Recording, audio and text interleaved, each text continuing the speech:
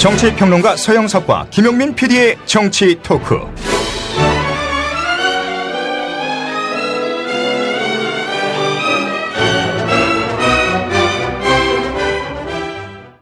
네, 정운현 혜문 스님의 문화유산 토크.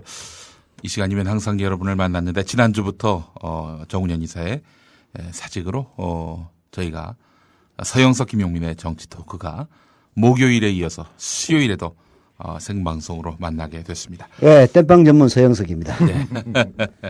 자, 오늘 한 분 또 오셨는데 네. 저희가 광고 듣고 잠시 후에 만나 뵙도록 하겠습니다.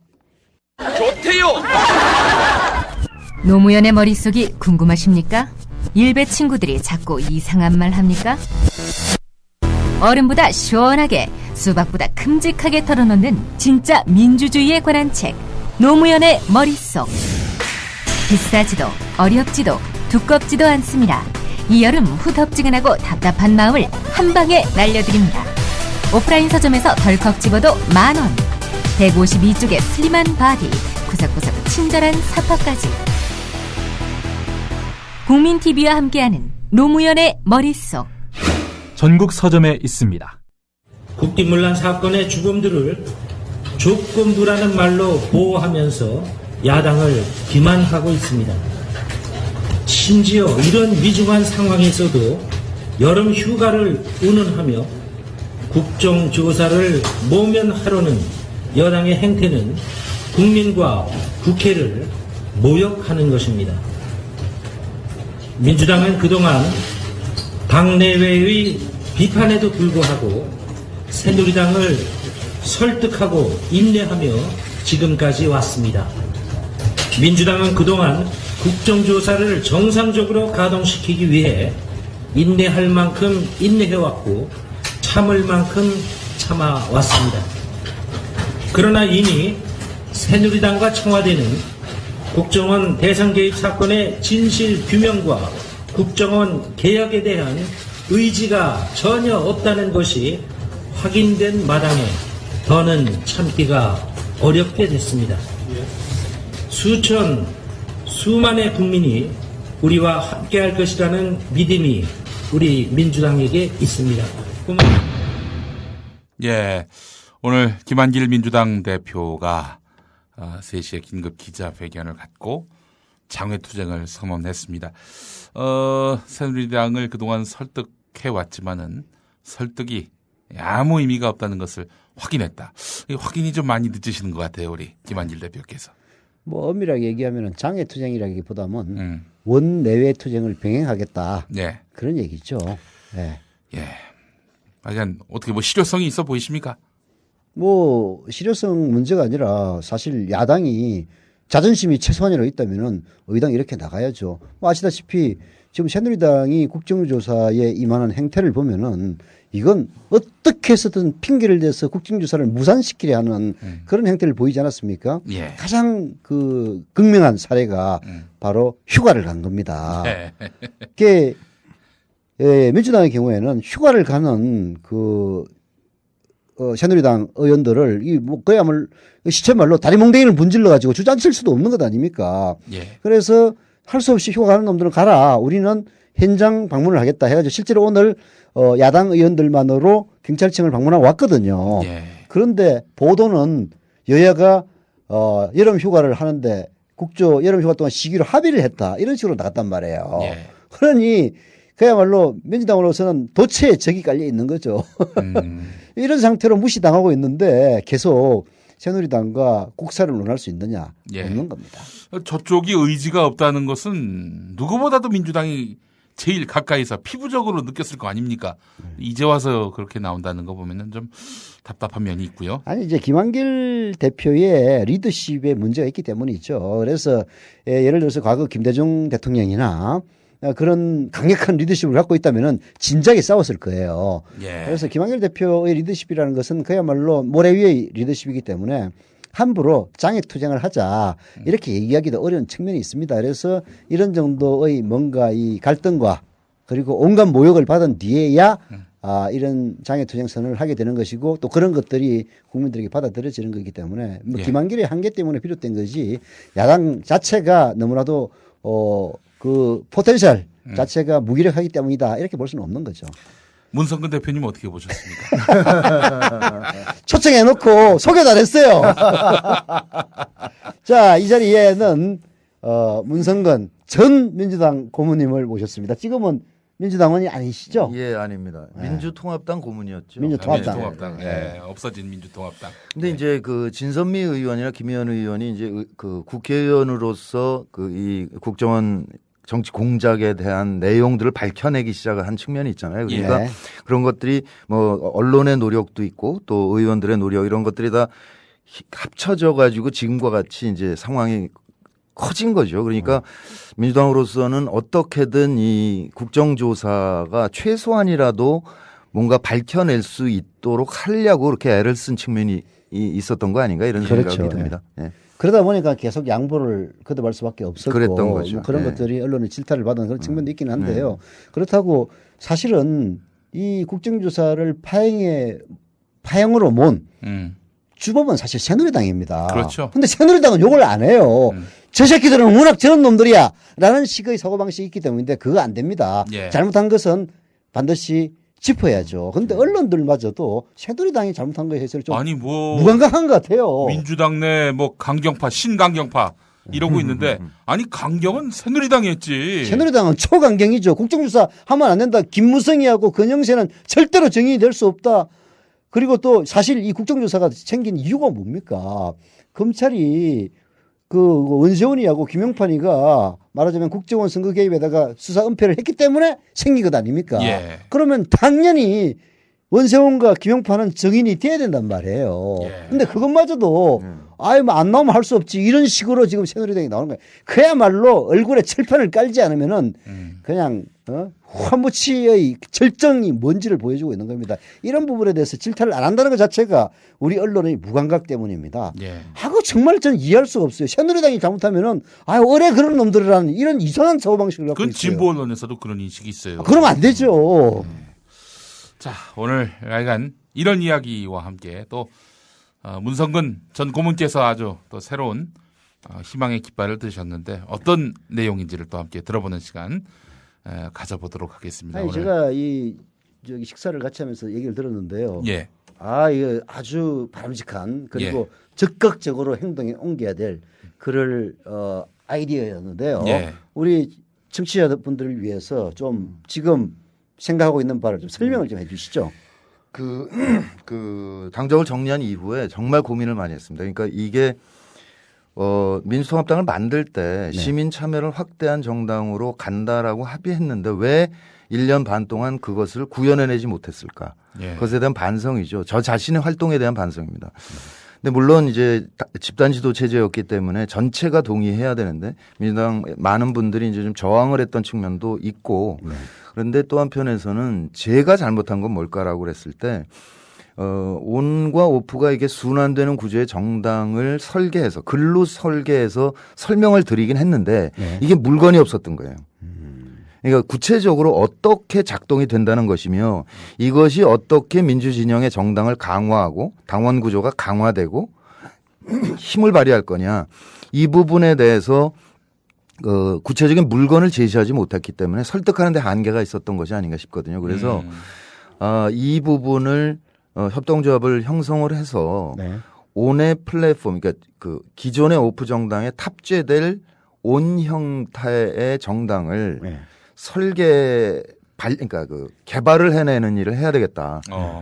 그 생각이 듭니다. 그러니까 최근에 제가 트윗에 올리고 그랬는데 뭐냐면 두 가지 아주 큰 변화가 있었어요. 그러니까 3년 전에 이 온오프 순환 구조를 말씀드렸을 때 이해하기가 좀 어려운 측면이 있었는데 그동안 보면 오바마의 그 빅데이터 선거 전략이라는 책이 나와 있습니다. 근데 거기 이렇게 오바마가 재선에 성공한 과정이 쭉 설명되어 있는데 물론 그 책의 핵심은 빅데이터를 어떻게 활용했느냐에 있지만 저의 관심은 그것보다 그 빅데이터는 다음 문제고요.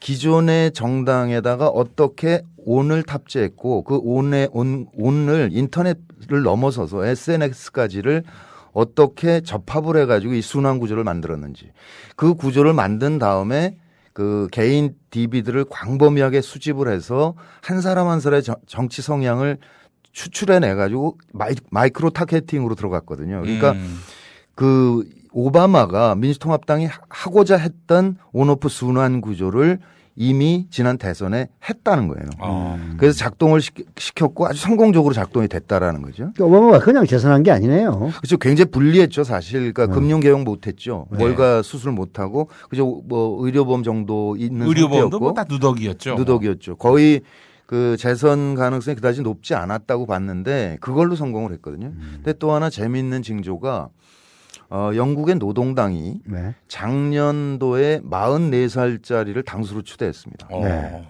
그러니까 이제 정권 놓치고 힘드니까. 그래서 2015년 정권 탈환을 위해서 네. 정당 혁신에 들어간 거예요. 그래서 작년 여름에 사이트를 만들었어요. 어떤 걸 만들었냐면 청원 사이트, 그다음에 정책 생산 사이트. 2015년에 총선이 있다는데 네. 노동당이 제시할 공약을 시민과 함께 만들자. 예. 그다음에 노동당 당원들이 활동하는 네트워크를 만들고 또 하나는 민주진보 가치 지향하는 시민들이 활동할 수 있는 네트워크를 만들었어요. 그리고 또 언론의 집합소를 만들었어요. 사이트에. 그러니까 다양한 사이트를 1년 동안 굴려본 다음에 요번 달에 선언을 했어요. 네. 영국의 노동당이. 우리는 시민 참여형 정당으로 가겠다. 그러니까 이 런던 시장 후보 경선도 시민 참여 경선으로 하겠다. 그러니까 입당하지 않은 시민에게도 투표권을 부여해서 네. 시민 참여를 확대한 정당으로 간다. 이렇게 선언을 한 거죠. 그러니까 예.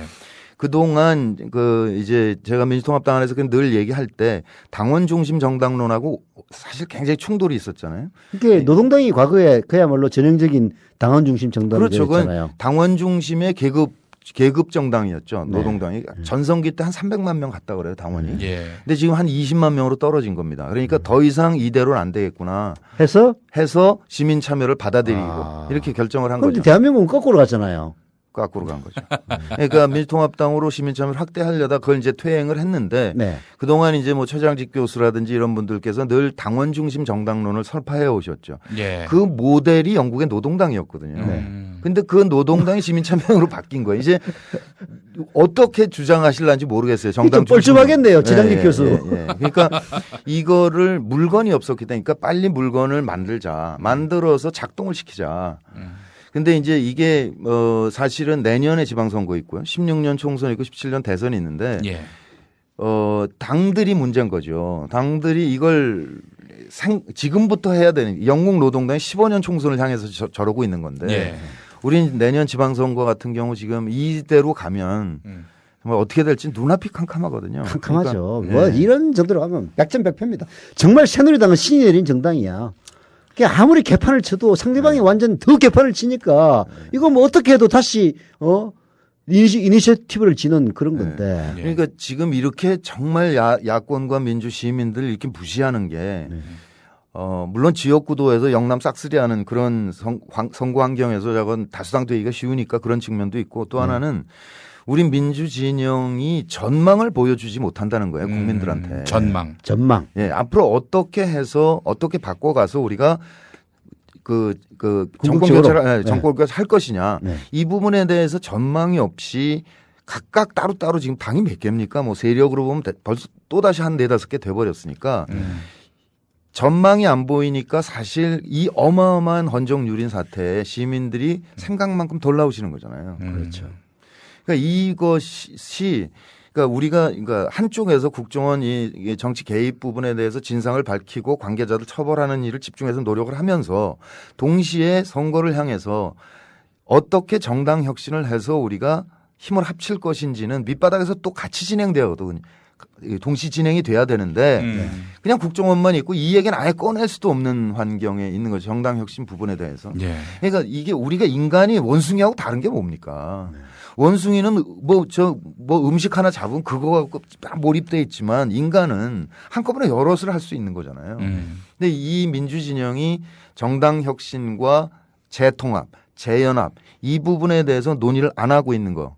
이것이 결국은 국정원 정치 개입에 대한 이런 헌정유린 사태를 바로잡는데도 동력이 없게 만드는 이런 것이 그런 측면이 있다고 보고 이걸 동시 진행해야 된다고 생각하는 거죠. 아니 이제 동시 진행해야 되는데 네.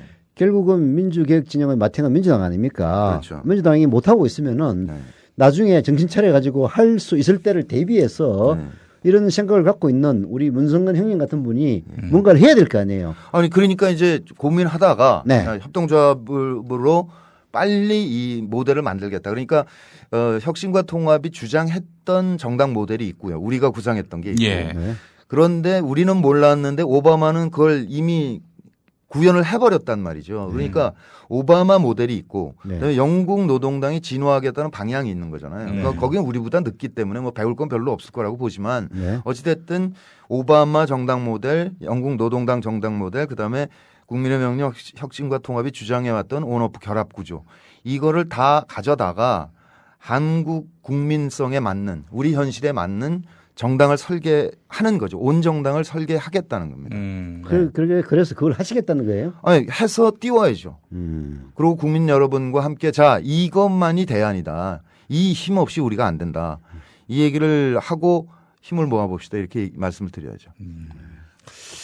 정당의 틀보다는 인물이 없어서 그런 거 아니냐 이런 인식을 갖고 있는 분들이 의외로 많습니다. 네, 그렇죠. 예. 그 사실 이제 그 뭐 지도자의 품성이나 자질이나 이런 부분에 대한 얘기도 있고, 그다음에 뭐 새 정치 뭐 이러면 이제 새 사람 뭐 이런 얘기들 하는데 예. 사실 새 사람이 뭐 다 어느 날 나오는 거 아니지 않습니까? 그렇죠. MB 정부 때 너무 기가 막혀서 사실 박원순, 안철수, 문재인 뭐 이런 분들 다 정치에 뛰어든 거잖아요. 예. 그러니까 원래 정치 안 할 사람들이지. 그렇죠. 그러니까 우리 사회에 갖고 있는 자원은 이미 거의 다 나온 거나 마찬가지다라는 거죠. 그러니까 새 인물 찾으려고 그럴 게 아니라 왜 그렇게 다 뛰어들었음에도 불구하고 우리 민주진영 정당이 작동이 안 되는가? 왜 희망을 못 주는가? 이 원인 분석을 해야 되는 거죠. 그러니까 그 점에서 온오프 이 순환 구조가 절실하다. 그러니까 이렇게 얘기를 드리는 겁니다. 네. 사실은 그 민주통합당이 대선 후에 그 국민 참여를 배제하는 순간 제가 한 3월 달에 오마이뉴스에 길게 인터뷰한 적이 있었어요. 이거는 이렇게 되면 민주통합당은 당 지지도가 떨어진다. 그러니까 시민들, 이거 개혁적인 시민이 떨어져 나가기 때문에 20% 이내로 떨어지고 회복하기 굉장히 어려울 거다. 그리고 이것은 안철수 의원에게 판을 깔아주는 것이다. 그래서 안철수 의원이 늘 새정치를 주장하셨는데 그 새정치 내용이라는 거는 문재인과 안철수의 단일화를 위한 새정치 선언이라고 아예 문건이 있지 않습니까? 예. 문건으로 국민에게 약속한데도 온오프 결합 구조가 돼 있어요. 네.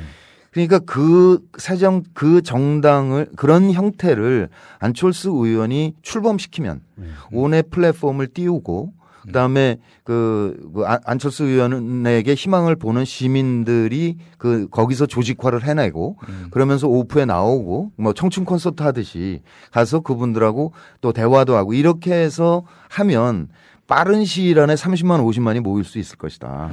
그러면 그 힘으로 민주당과 안철수 세력 그리고 민주통합당이 퇴행하는 바람에 떨어져 나간 개혁적인 시민사회 세력들이 재연합을 할 수 있을 것이다라고 기대를 했는데 예. 안철수 의원은 안 하시더라고요.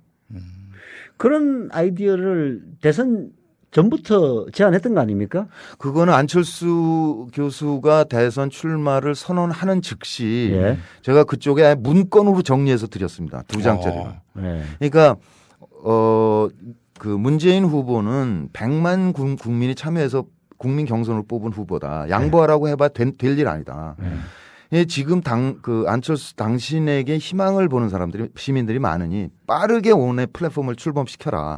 그러면 수많은 사람들이 몰려들 거다. 그러면 그때는 그랬죠. 그 위력을 가지고 그 민주당의 민주통합당의 그때 그 선거인단에 등록된 사람이 앞으로도 계속 하겠다는 사람이 35만 명 있었거든요. 예. 그러니까 그 35만 명을 인정하고 추가로 이를테면 한 100만 명 받아서 전국에서 원샷 경선을 가자.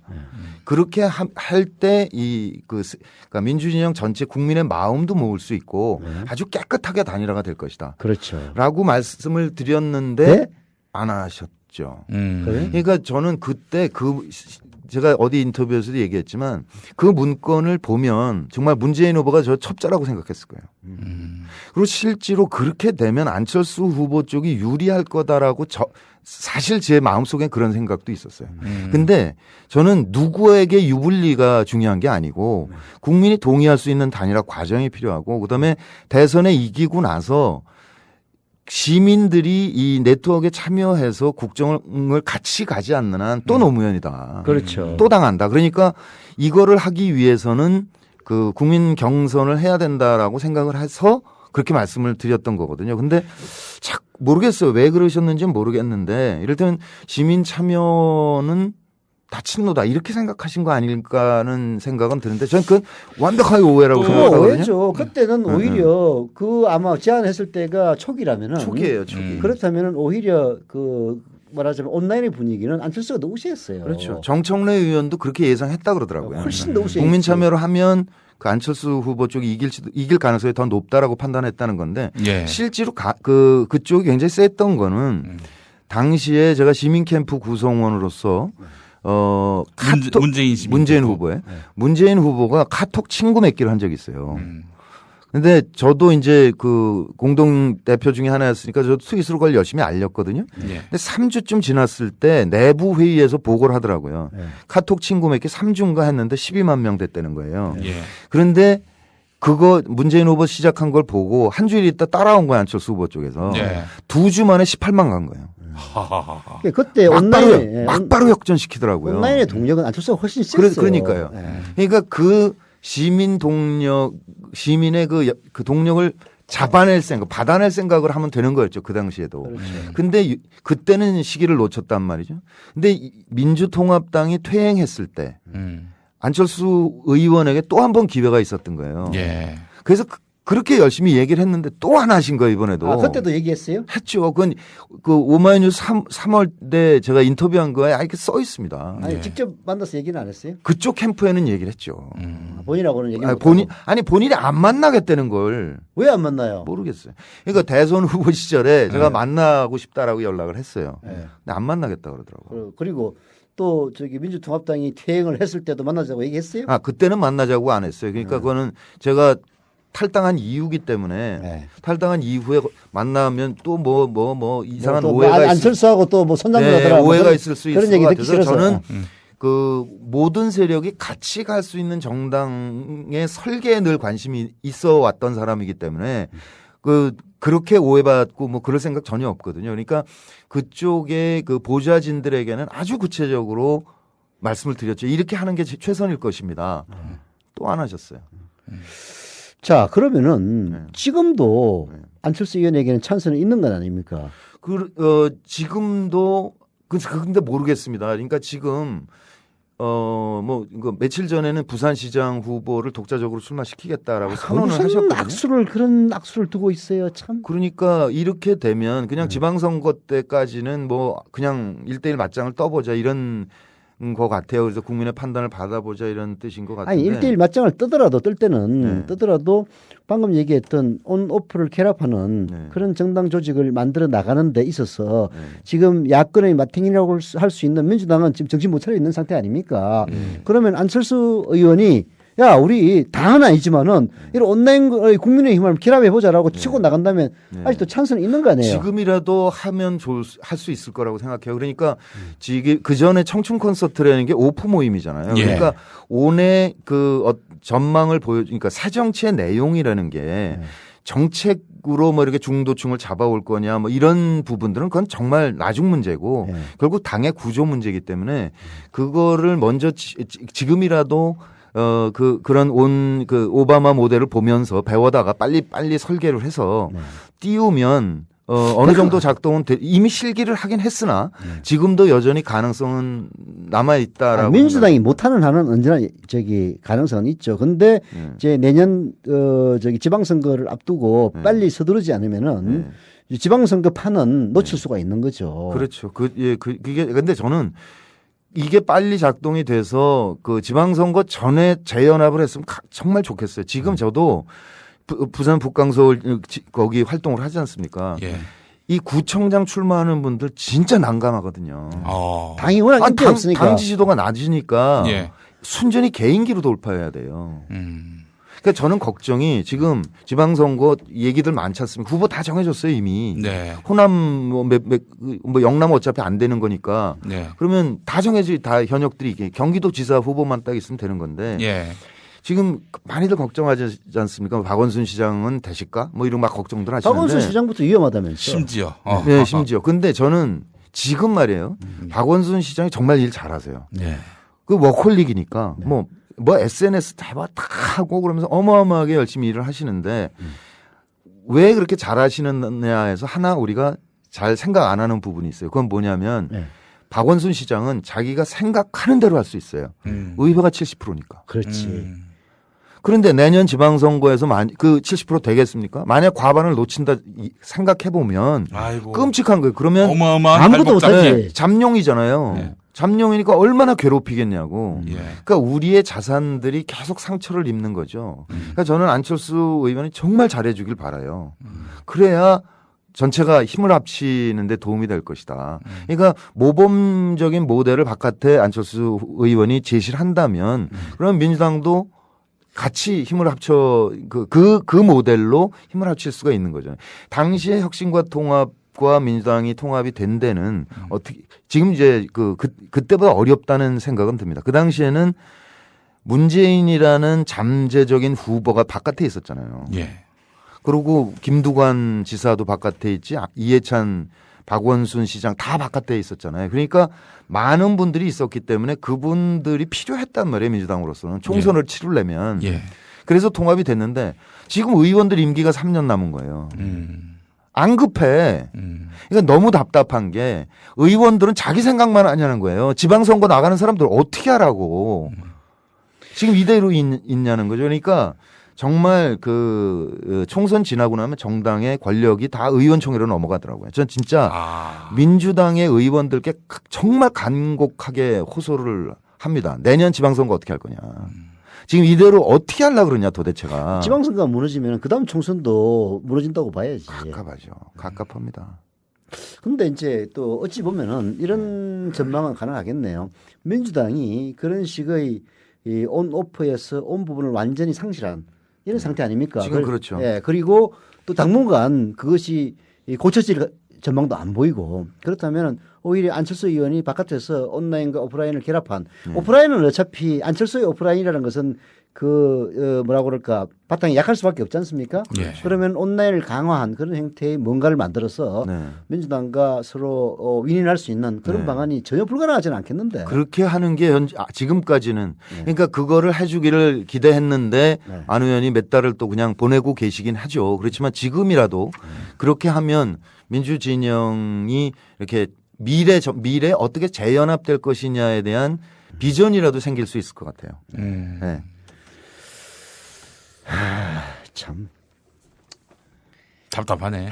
근데 사실 오늘 문성근 전 고문 말씀을 들어보니까 사실 지금 선거 때 새누리당에게 표 안 주는 분들이 별로 생각하지 못했던 부분까지 다 짚어내신 것 같아서 아마 듣고 놀라신 분들도 많이 있었을 겁니다. 진짜 박원순 시장이 되느냐 마느냐만 생각을 그렇죠. 하지 네.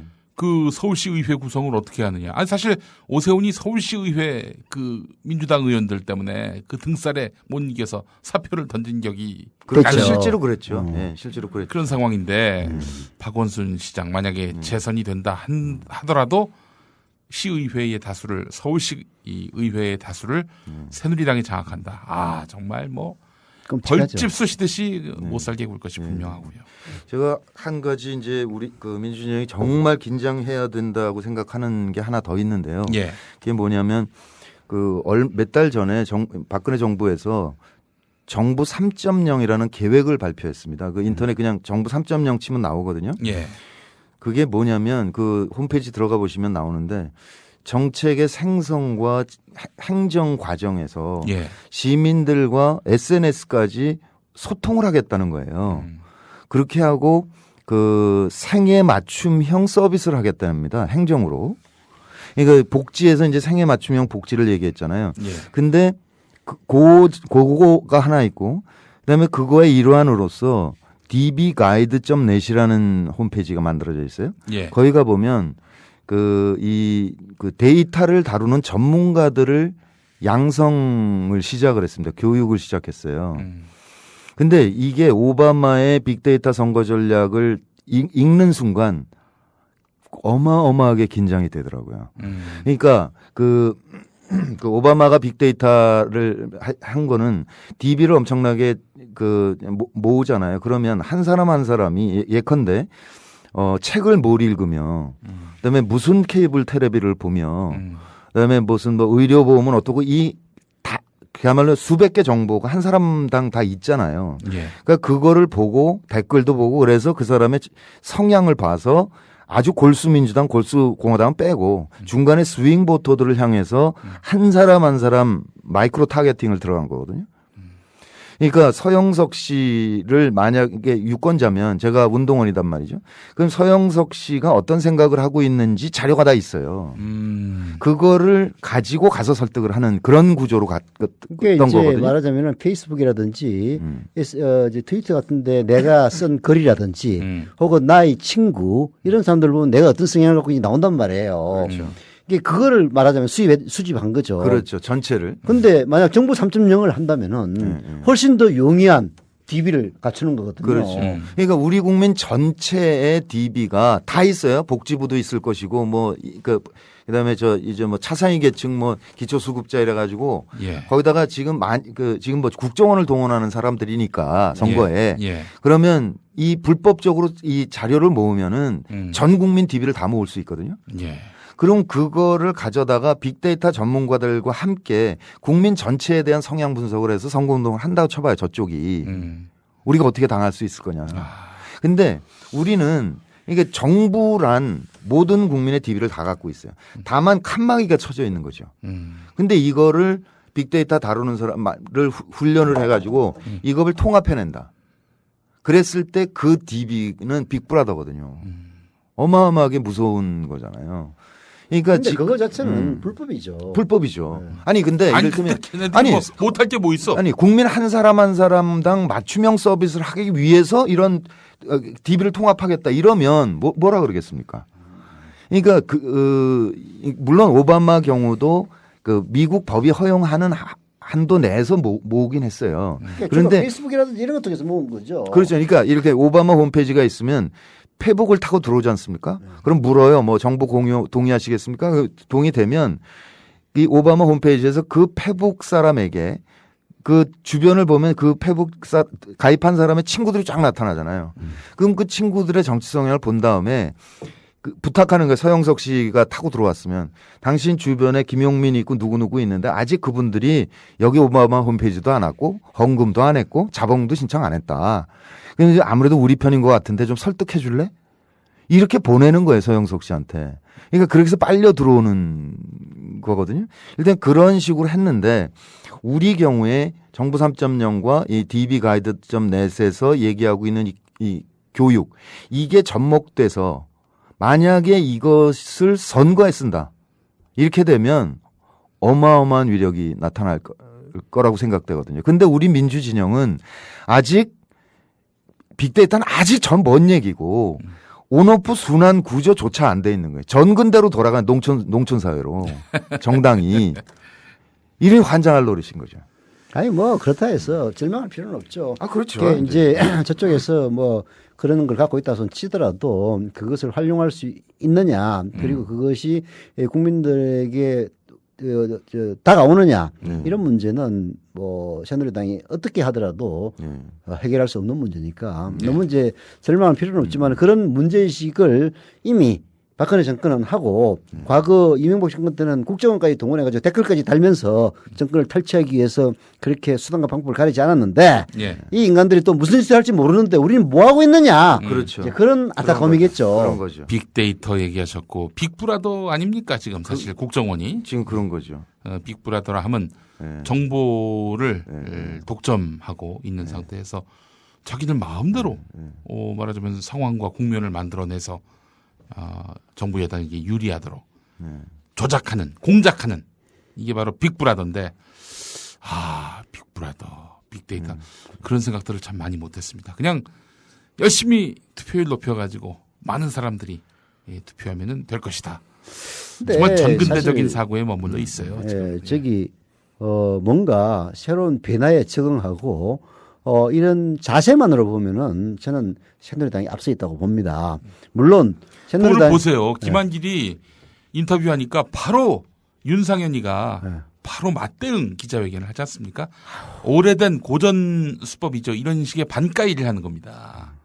바로 민주당이 우리는 진짜 국정조사 열심히 했는데 민주당이 저렇게 정치 공세로 대선 불복을 하려고 이렇게 판을 만들었는데 뜻대로 잘 안 되니까 깨고 나간 거다. 이런 식으로 지들이 하는 거를 민주당이 하는 거라고 덮어씌우는. 덮어씌우기엔 전문가들이니까.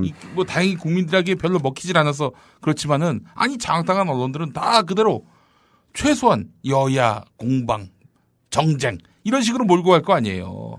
이럴 때 또 우리 휴가 가신 박근혜 대통령이 해성과 같이 돌아오셔서 정쟁하는 정치권을 한마디 이렇게 질타하시면은 이 사건의 종결자로서 우리 박각하가 또 나오는 거 아닙니까? 근데 이제 스킬은 새누리당이 뛰어난데 결정적인 약점이 있죠. 새누리당은 결코 자기들이 약속했던 것을 지킬 수 없는 정당이라는 그런 점들. 그게 뭐 박근혜 대통령 각하가 뭐 경제민주화를 하겠다, 뭐 복지를 늘리겠다, 뭐 심지어는 65세 이상의 모든 노인에게 20만 원을 지급하겠다 이런 약속을 했는데 하나하나 다 구라로 드러나지 않습니까? 국민을 일시적으로 속이는데 성공을 했지만은 영원히 속일 수는 없다는 게 이게 바로 이제 새누리당이 갖고 있는 약점이고 근원적인 한계죠. 그래서 그런 한계를 유효적절하게 잘 알려서 다음에는 그런 식의 새누리당이 미워서 그러는 게 아니에요. 그런 말하자면은 부도덕한 그런 면모를 아낌없이 국민들에게 보여주면서도 우리 아니면 누굴 지지하겠어. 색깔론, 옛날 낡은 그런 것을 들이대는 이런 정당을 응징하지 않는다면 대한민국에 정의가 서지 않는다. 그런 얘기를 하는 겁니다.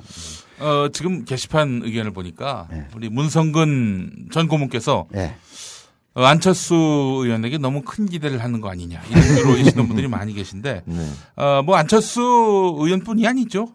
지금 또 대권 주자로서 여전히 그 힘과 영향력이 있는 문재인 의원에게도 뭐 당연히 이런 기대를 거시는 거 아닙니까? 아니 그러니까 그 안철수 의원께서 예전에 그 한나라당 세력의 확산을 막아야 된다라고 천명을 하셨지 않습니까? 그러면 근본적으로 방향성이 민주진영이라는 거지 않습니까? 그랬을 때는 모두 다가 소중한 것이고 모두 다가 힘을 합쳐야 된다는 거죠. 그러니까 유권자의 성향으로 보자면 크게 보면 민주당 전통 지지층이 있고요. 그다음에 개혁적인 시민들이 있고요. 그다음에 또 하나는 87년 이후에 성장한 젊은 세대. 이분들은 자유주의적 진보라고 진보적 자유주의자 성향이 강하지 않습니까? 그러니까 이 세 그룹이 다 같이 뭉쳐져야 우리는 최대한 힘을 발휘한다는 거죠. 그렇죠. 그러니까 대선 때 물론 이번에 이제 보니까 진선거가 아니네. 이게 진상을 밝혀야 되지만 그냥 48%에서만 그냥 생각해 본다면 그건 논외로 치고 다 모여서 48%인 거잖아요. 그러니까 이들이 어떻게 다시 힘을 합칠 것이냐는 것을 관심을 가져야 되는 거죠. 그러니까 안철수 의원에 대해서 국민들의 많은 분들이 뭐 요즘 이제 오르락 내리락 하고 있지만 어찌됐든 일정 정도의 국민들이 희망을 갖고 계시다는 거예요. 그렇죠. 현재는 또 차기 대권 주자 지지율이 제일 높고요. 1위죠. 그리고 그분이 이제 새정치 얘기를 늘 해오셔서 기대를 갖는데 그 내용이 뭔지를 몰라서 지금까지 이루고 있는 건데 그 내용이라는 것은 결국은 시민 참여를 확대하고 공천권을 시민에게 돌려드리는 거거든요. 그러니까 민주통합당이 만들어지자마자 탄핵 이후 처음으로 한나라당을 넘었어요. 정당 지도가. 그때 42% 갔어요. 8%를 앞섰거든요. 바로 그 지점으로 돌아가야 됩니다. 민주진영의 정당이. 그런데 이를테면 잠룡으로서 그분의 기여가 있는 거죠. 그러니까 그분이 새정치를 주장하셨으면 새정치의 내용이 무엇인지 어떻게 시민과 소통하고 시민과 손잡고 시민 속에 뿌리 박은 정당으로 갈 거냐. 이 부분에 대해서 그분은 기여해야 할 역사적인 책무가 있는 거죠. 그런데 만약에 그분이 안 하신다면 그거야 어쩔 수 없는 거지만 일단 새누리당 확산은 막아야 된다고 얘기하셨으니 그럼 같이 가는 것으로 기여하시기를 바라는 거죠, 역사에. 예. 뭐 거기에 이제 그런 기대에 비해서 뭐 하시는 게 너무 실망스러우니까 이제 나오는 얘기겠죠. 뭐 네. 안철수 의원이 우리 진보개혁 진영의 중요한 자산이다. 이런 사실은 변함이 없는 거 아니겠습니까? 그렇죠. 근데 이제 말이 나왔으니까 하는 얘기인데 뭐 안철수 의원 얘기는 그 정도면 됐고 네. 자, 그 반대편은 아니지만은 야권 내부에서 또 하나의 인물이 있지 않습니까? 예, 문재인. 문재인 의원. 문재인 의원에 대해서 얘기 좀 해주세요. 뭐 제대로 하고 있는 것 같지가 않아요. 제가 보기에는. 아니 저보다 그건 소영석 씨가 훨씬 더 잘하실 텐데 예. 저 뭐 만나서 얘기하는 것도 아니고 작전회의를 같이 하는 것도 아니고 그래서 예. 어떻게 그 움직이고 계신 건지에 대해서 사실 정확하게 알 수는 없어요. 저도 그냥 언론을 통해서 보고 있는 거고 정말 이번 기회에 어떻게든 이거를 뿌리 뽑아야 되겠다. 그러니까 예전에는 김대중 선생은 아예 빨갱이라고 그랬고, 근데 노무현 대통령도 계속 그 뭐 새끼 뭐 이러면서 이제 막 계속 그 몰아갔던 거잖아요. 근데 예. 새끼 빨갱이. 네, 문재인 후보 경우는 정말 할 말이 없었어요. 피난민 가족이란 말이죠. 흥남인가 함흥이 흥남이죠. 네. 흥남에 거제도 내려와서 거제도에서 태어났고. 네. 그다음에 특전사 또 나왔고. 특전사 나왔고 도대체 뭐 몰아갈 게 없으니까 이제 그렇게 갖다 결국은 붙인 거라서 네. 이게 선거 때마다 계속해서 반복될 것이니까 이번에 완전히 뿌리 뽑자 이제 이렇게 생각을 하신 것 같은데 그 스텝에서 이제 좀 비판적인 부분도 있고 그런 거겠죠. 그러니까 뭐 그런 정도에서 뭐랄까 적극적으로 활동을 해야 될 필요가 있지 않냐. 근데 그런 점은 있을 거예요. 당 대표가 있으니까 예. 민주당 소속 의원으로서 당 지도부가 있기 때문에 지도부와 협력하면서 자기가 할 말, 지도부가 할 말 이런 걸 구분하는 뭐 이런 면에서 좀 더 적극적이지 못한 측면도 있는 거 아닌가 싶긴 해요. 네, 그게 이제 딜레마겠죠. 그거는 48%의 지지를 받은 국민들에게 그다지 어필할 수 있는 그런 의향이라면은 네. 그건 아닌 것 같습니다. 제가 봤을 때. 제가 보기에 예, 얘기하세요. 아니 지금 이 시점에서 당 지도부 물론 존중을 해야 되겠죠. 그렇지만은 국회의원이 자기 할 일 하고 또 게다가 국민들의 지지와 신망을 받은 지도자라면은 거기에 상응하는 그런 적극적인 활동, 행동을 보이는 게 도리어 당에게 도움 주는 거 아닙니까? 자기가 나섬으로써 당 지도부에게 해를 끼친다. 그건 당에 충성하는 게 아니라 당 지도부에게 충성하는 거 아닙니까?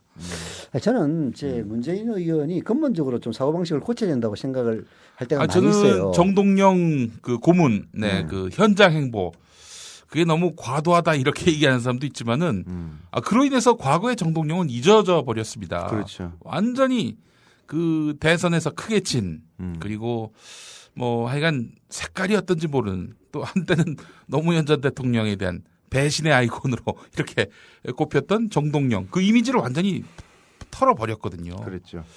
그런 의미에서 본다면은 지금 시점에서 문재인 의원의 장기 집거 글쎄요 뭐 대선 이후 자숙하는 모습 그걸 보이기 위한 거라고는 하지만 저는 이제 지금 근본적인 집권은 끝낸 거죠. 예, 집권은 근본적인 끝냈고. 문제를 좀 제기하고 싶어요. 뭐냐면은 문재인 의원이 이제 말하자면 현장 정치인으로 성장한 분이 아니거든요.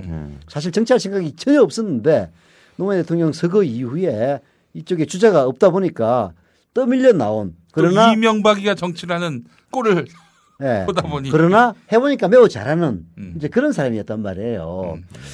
그리고 또 후보로 선출이 돼서 뭐 낙선을 하긴 했습니다만은 뭐 1,400만 표 이상의 표를 얻은 이제 그러다 보니까 문재인 의원이 뭔가 좀 이 구름 위에서 노는 그런 좀 측면이 있는 것 같다. 저는. 구체적으로 좀 어떻게 구름에서 내려온다는 게 구체적으로 어떤 거를 현장을 가면 됩니다. 현장을. 예.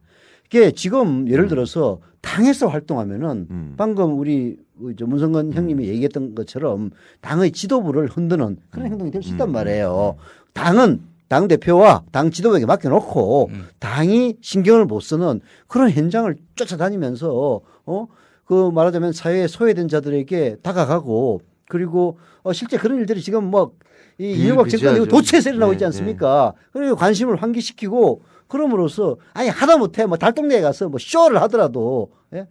그런 그 말하자면은 바닥 정치인으로서 네. 자기 몸을 낮추는 그런 그 근본적인 사고 전환이 더 필요한 게 아니냐 그런 생각이 많이 들더라고요. 게다가 또 우리 저 솔트 피터님이 지금 게시판에 남겼는데 문재인이 제일 낫긴 한데 화력이 너무 약하고 새누리당 함정에 잘 걸려서 이렇게 글을 남기셨습니다. 지난번 사실 그 NLL 대화록 문제 아직 뭐 진상이 정확하게 밝혀지지 않았기 때문에 가타부타 뭐 문재인이 당했다 안 당했다 말할 수 있는 단계는 아니지만 하여튼 그 행보가 그디 그 미답지 못했다라는 평가는 중론인 것 같습니다. 예.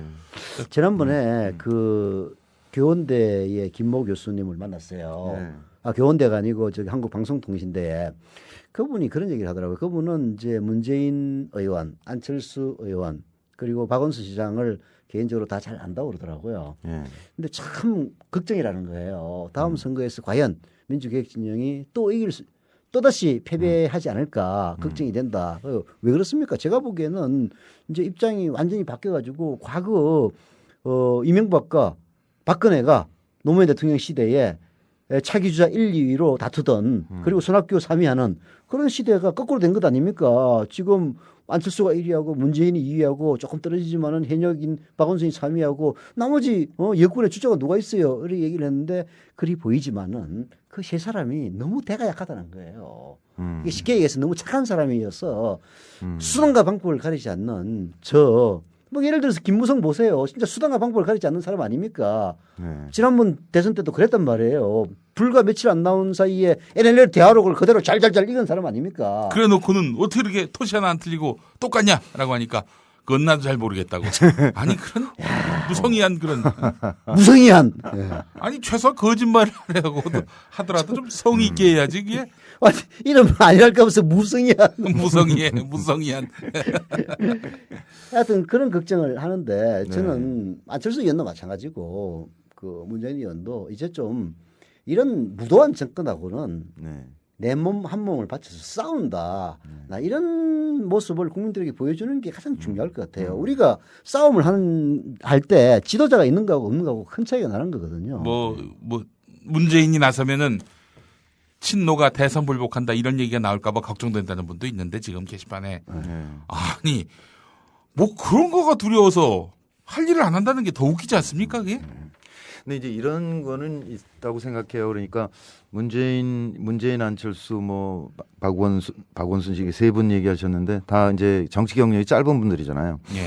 근데 우리가 그러니까 김대중 더하기 노무현 나누기 1.5에 어떤 사람을 원하는 거 아닌가 마음속에 실제로 그 탁월했기 때문에 두 분 다 그 어려운 환경에서 민주정에서 배출된 대통령들이잖아요. 그러니까 두 분을 합치면 3으로 나눈 사람 정도만 있어도 충분한데 1.5로 나눠가지고 너무 많은 기대를 하는 거 아닌가 이런 측면도 있고 그래서 이를테면 우리 쪽에 그 잠재적인 후보군 경우에 어떻게든 상처가 좀 덜 입혀지고 좀 이렇게 경력을 쌓아가면서 전투력도 키워가고 능력도 키워가고 그다음에 국민 속에서 이제 멋지게 경쟁할 수 있는 판을 만드는 것 이런 것들에 좀 관심을 가질 필요도 있는 것이 아닌가 이렇게 싶긴 해요. 그 판을 이제 안철수 의원에게 촉구를 해야 되지만은 결국은 뭔가를 보여주려면은 우리 문성근 형님이 뭔가를 하셔야 되겠네. 아니 저는 그야말로 정계를 은퇴한 게 아니라 민주진보 진영의 재연합을 위해서 바깥에서 일하는 게 훨씬 효과적이라고 생각을 했고 그 고민의 결과 아예 오늘 만들겠다. 그래서 이게 설계가 많이 지금 뭐 예산은 뭐 한 3, 4억 정도 들 거라는데 다른 전문가들 만나보니까 그걸로 택도 없다 그러더라고요.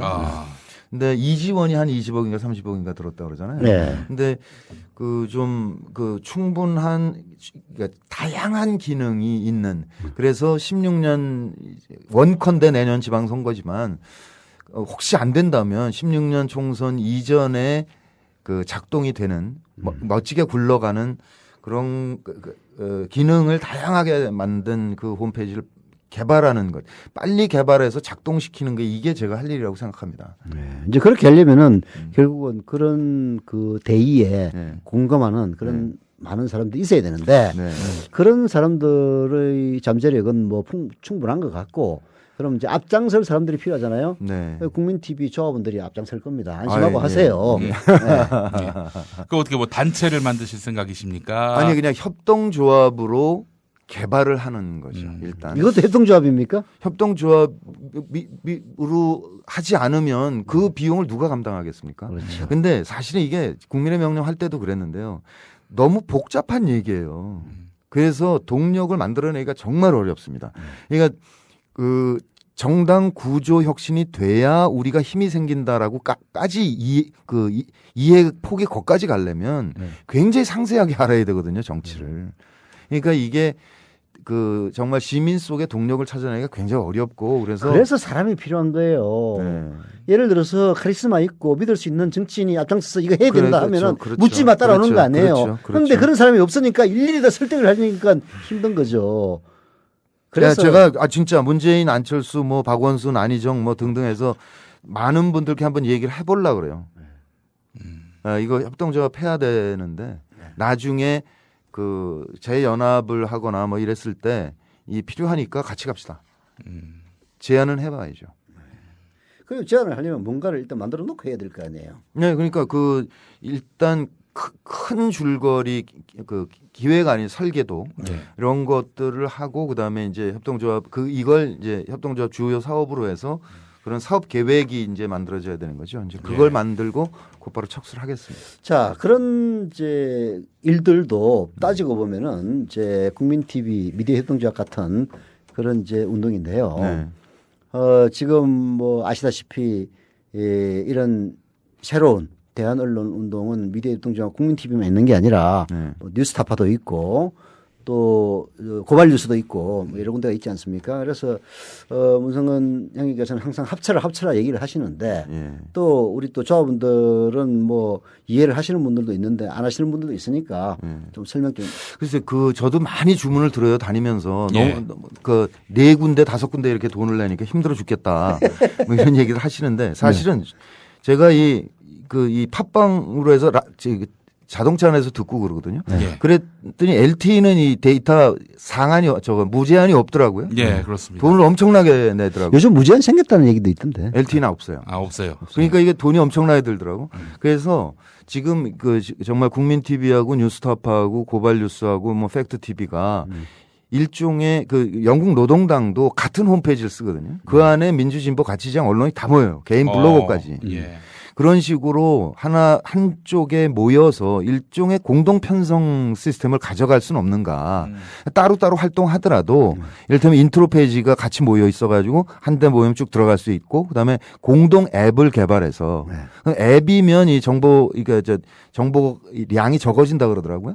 그러니까 공동 앱을 만들어서 거기 치고 들어가면 우리 민주진보 쪽의 모든 매체가 한꺼번에 있는 그런 식으로 면 어떻겠는가. 거기다가 이를테면 이제 국민 TV가 방송을 시작하면 촬영을 해야 되잖아요.